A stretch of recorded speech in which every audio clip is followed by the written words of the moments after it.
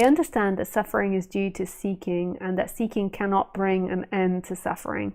How can we resolve this paradox? Isn't it a waste to live life if we fail to end our suffering? I understand that consciousness is not affected by suffering.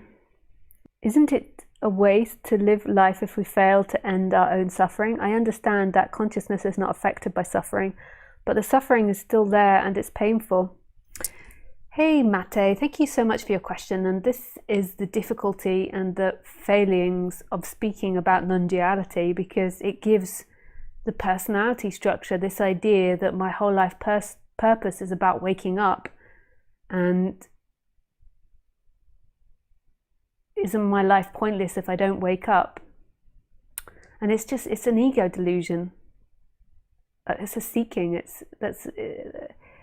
I know that feels like the greatest thing now. It's like tongue to the tongue, because we have in our mentality this hero story. So we love this idea of like, I'm going to save the planet, I'm going to become enlightened, I'm going to become the best artist in the world. Like all these ideas we love to stick our flag in and be like, beep, me, me, me, flying our flag.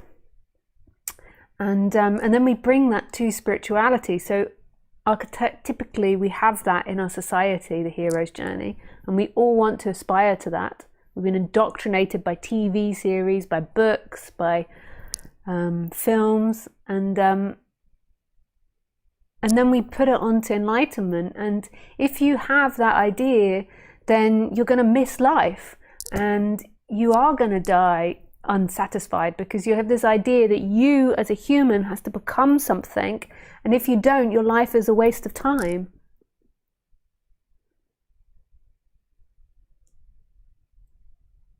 And this is the failing of non-duality.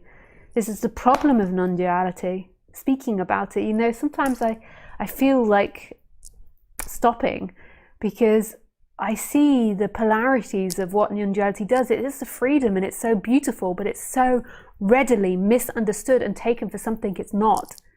And this really isn't what non-duality is trying to teach you. You will be frustrated if you seek for that.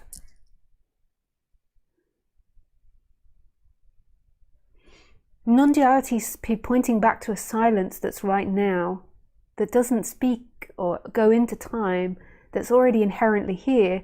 On the human level, your body will always have a journey that it's seemingly going on. So, and you know, healthy things is, you know, to go to work, to produce art, to produce something creative in order to feed yourself. Like if you think of a beaver, like, you know, a beaver, one of the main things it does is it gnaws down wood to make dams. And then you started like talking to a beaver about enlightenment, and then it like starts sitting meditating and believing that it as a beaver has to get to this idea of enlightenment. Like the beaver will be inherently frustrated because its urge is to cut down wood and to make dams. You know, not to sit and to meditate all day, or to contemplate its navel, or to try to get to this idea of enlightenment. And the human has its mechanisms of what it needs to act out as well. And you've got to really understand what it is to be human, and what it is the human wants in order to be happy on the human level. In a way, when it's marred with seeking, it can never really be fully content, but it can become more content because it understands itself better. It stops getting so confused in all its neurosis and attachment insecurities and difficulties from childhood and traumas. So, yeah. All non-duality is pointing to is the stillness right now, that in this experience there is this vastness in which you are. The essence is this vastness, and it is a freedom from the person, but it's not commenting on that person. So that person that wants to become free isn't existing in this stillness. It's irrelevant. It's like two different worlds.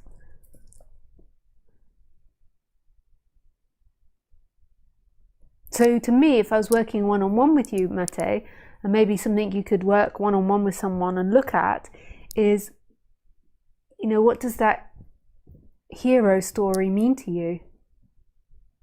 You know, what defenses have you got around that hero story? Did you use it in childhood to escape difficult memories and ideas? This idea of you becoming a hero that reaches something, the best job, the richest person, the savior of the planet, the enlightened one. What does that story mean to Mate? And what is it that Mate really wants? And more than likely he wants safety, security, food and water and relationships and a creative outlet. We're creative beings. That's our quality, you know. We don't gnaw down the wood and make dams, although that's incredibly creative. You make this really complex creative society. I mean, just try to comprehend economy. It's so complex. I really don't get economy. But that's like a sign of our creativity. Like, so it's like the most mega complex antness test.